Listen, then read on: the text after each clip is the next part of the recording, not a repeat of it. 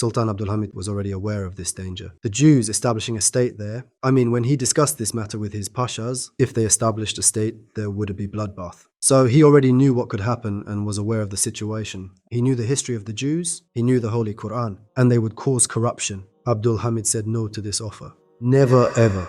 Those lands were conquered with blood, he said diplomatically. Without revealing his real intention, he said that those lands were captured by blood and can only be given by blood. Also, he said, those lands don't belong to me, they belong to my people. I can't give you those lands. Again, he said all this in a diplomatic way. After this, he immediately issued an edict prohibiting anybody from selling land to the Jews around Al-Quds in Palestine.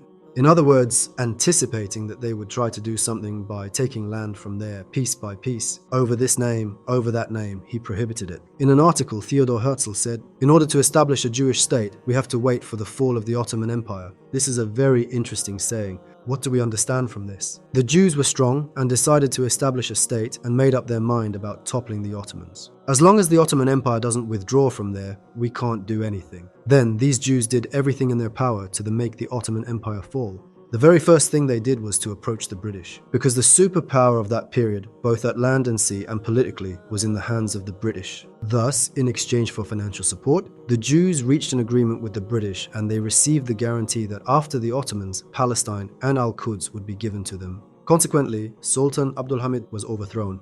We joined World War I, and on the Palestinian front of World War I, as you know, we had a defeat against the British. From that moment on, when the British captured Palestine, they respected their agreement with the Jews. Interestingly, the United Kingdom hadn't done anything like this for any other country, but they did it for the Jews. They called for any Jews from Europe who wanted to go to Palestine. Then, the Balfour Declaration was announced. It is that famous minister's declaration. In this declaration, it is said, "A land without a people for a people without a land," aiming to dissipate the dislike towards the Jews. They also had all the media power. They provoked everyone against Sultan Abdul Hamid and they toppled him. They tried to create sympathy towards the Jews in Europe. They came up with ideas that these people were oppressed and that they also had the right to establish a state.